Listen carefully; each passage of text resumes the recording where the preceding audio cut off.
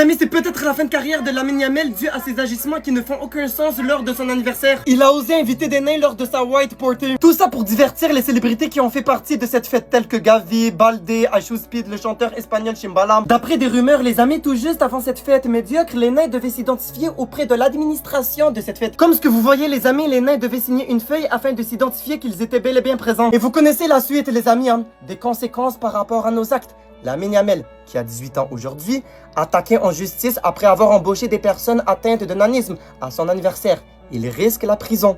Le joueur du Barça est accusé d'avoir recruté des personnes atteintes de nanisme pour participer à des activités de divertissement lors de sa fête d'anniversaire, sans autre but de servir d'attraction et de spectacle. L'ADEE, une association de personnes atteintes d'achondroplasie, a annoncé lancer une action en justice à l'encontre du crack espagnol. Et c'est pas terminé les amis. Nous avons cette influenceuse trans qui a publié en story Instagram que voilà, Lamine Yamal l'avait contacté pour assister à sa fête d'anniversaire. En tant qu'escort, je vais pas compléter le terme, girl.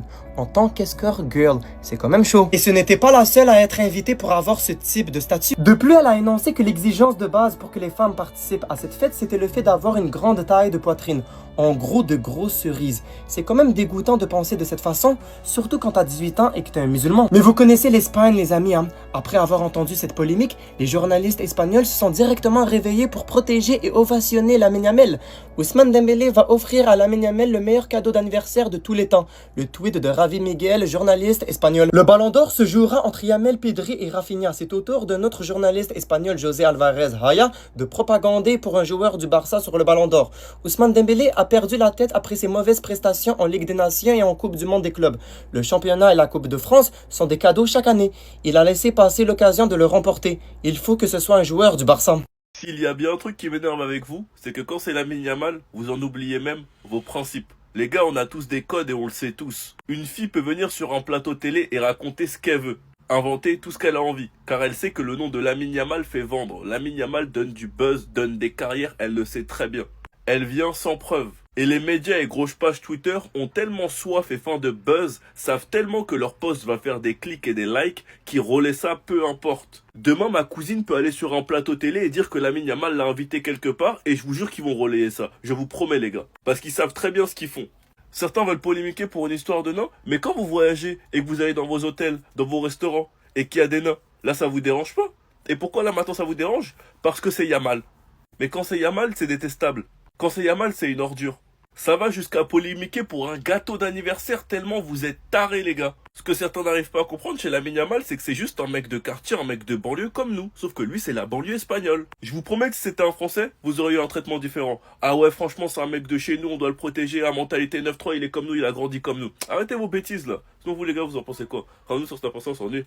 Si vous avez le temps, allez voir la nouvelle vidéo de Lamine Yamal sur Insta. Si vous êtes intelligent, vous allez comprendre. Une vieille mannequin de merde est venue faire une polémique sur Lamine Yamal en expliquant que Lamine Yamal recherchait des profils de blondes et qu'il offrait 10 000, 20 000. Un type de femme bien précise. Yamal a sorti une vidéo, on sait qu'il est blond, que Lewandowski s'est teint en blond, que Gavi s'est teint en blond, que dans le trailer il a affiché des blondes, même KB il est allé à l'anniversaire en blond. Il a juste voulu faire une petite vidéo stylée pour ses 18 ans, vous connaissez très bien Lamine Yamal. Avec des blonds, les joueurs du Barça, et des blondes. Et vous en avez fait toute une polémique pour le faire passer pour un gros dixa, pour un gros dégueulasse, pour un gros pervers. Quand je vous ai expliqué les gars que vous êtes des mange-merde et que vous êtes prêts à tout croire parce que c'est Lamine Yamal, cette vidéo, elle vient tout juste de me donner raison. Quand je vous ai expliqué qu'elles sont prêtes à tout pour le buzz, bah maintenant avec la vidéo de Lamine Yamal, elle passe juste pour une débile. Parce qu'il voulait juste des danseuses blondes pour son clip, c'est tout. Là maintenant on verra qui va parler, on verra qui va partager, on verra sur Twitter quelle page va relayer. Après avoir relayé plein de bêtises sur lui, qui va relayer la vérité? C'est toujours KB. Après vous allez dire ouais KB il abuse tout le temps, il défend tout le temps. Bah regardez, tout est devant vos yeux. Sinon vous les gars vous en pensez quoi? Rendez-vous sur Snap, on s'ennuie. Alors toi Hector Fort, t'es fichu. Ton flic il va tellement te punir. Ah c'est ton problème, on n'est pas ensemble. Hector Fort était en retard au test hier et a reçu une sévère réprimande de la part de flics. La raison du retard est qu'il est resté debout tard la veille à la fête d'anniversaire de Lamine Yamal. Anti l'a réprimandé publiquement et pourrait le punir, mais la nature de la sanction est inconnue. Déjà pour commencer, on a réussi à avoir ce super cliché de Hector Fort qui fut anti-flic uniquement parce qu'il l'a pas fait jouer, donc il y a de la frustration. Et en plus de ça, pour le premier test de la saison, tu fais l'erreur d'arriver en retard. Ton coach c'est anti-flic, tu fais l'erreur d'arriver en retard. Même Koundé n'est pas arrivé en retard, il est arrivé à l'heure. Même celui qui a fêté son anniversaire, il était à l'heure. Alors que quand il faisait jour, c'était pas encore fini. Mais pourtant il était bel et bien présent. Hector Ford veut gagner des minutes, du temps de jeu, il doit gagner le respect de Hansi Flick. Et les premiers tests de la saison, t'arrives à faire le truc que Flick déteste le plus, c'est-à-dire les retards. Déjà que le planning de Flick était archi chargé, et ben pour toi Hector Ford, franchement bon courage, on n'est pas ensemble. Sinon vous les gars, vous en pensez quoi? Ravi sur sa patience en dit, non franchement il est trop con.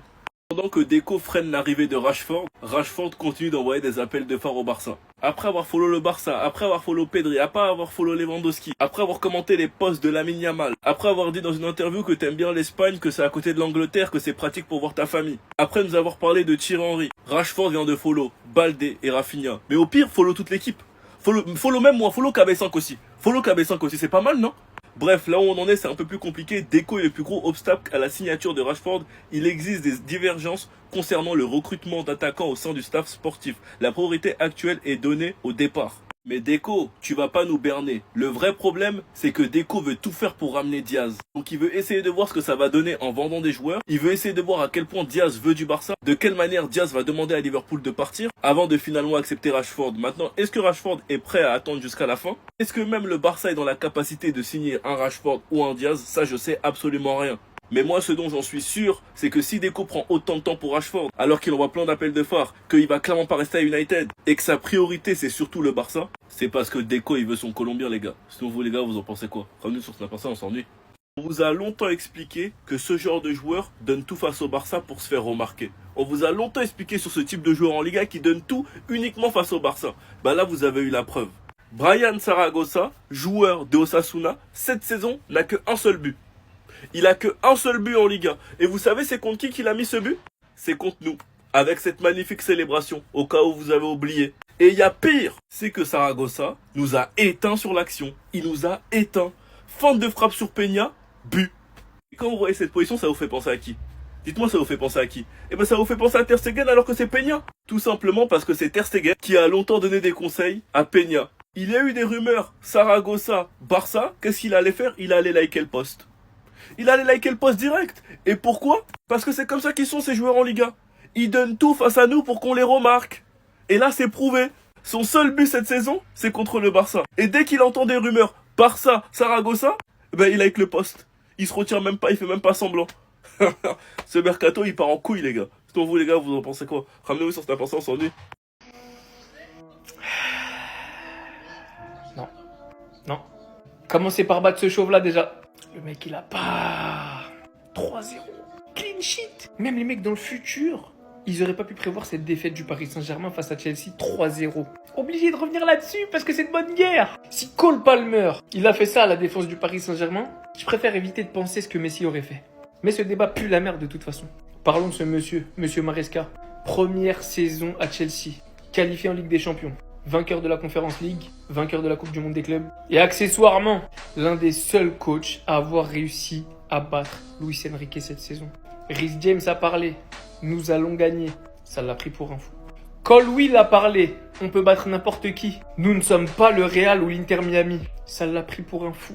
Je vais pas venir ici et vous mentir et vous dire je savais Chelsea allait gagner. Je pensais très sincèrement que le Paris Saint-Germain allait remporter cette compétition. Mais le match de Chelsea ce soir, collectivement, individuellement, de Cole Palmer à Cucurella en passant par Caicedo, João Pedro et tous, Sanchez, ce match qui sort ce soir. Bref, vous voyez les Parisiens, cette défaite vous fera du bien. Et je le pense sincèrement. Bien évidemment, il y a énormément de fatigue, mais faut pas se voir trop beau. Je pense que le Paris Saint-Germain n'a pas respecté Chelsea. Et ne venez pas me parler de fatigue parce que Chelsea, eux aussi, ont été au bout d'une compétition européenne. Eux aussi ont joué énormément de matchs cette saison. Bien sûr que c'était pas la même intensité parce que c'était pas les mêmes adversaires. Néanmoins, ils ont joué tout autant. Ils avaient plus faim aujourd'hui. Ils ont respecté leurs adversaires. Ils sont venus, ils ont posé leurs cojones sur la table et ils ont vaincu. Je comprends l'engouement, l'excitation que les Parisiens ressentaient, champion, Ligue des Champions, mais tout a une fin. Bien sûr, c'est pas la fin du Paris Saint-Germain, mais tout le monde peut perdre. Personne n'est invincible. Personne. Et ce Paris Saint-Germain-là ne déroge pas à la règle.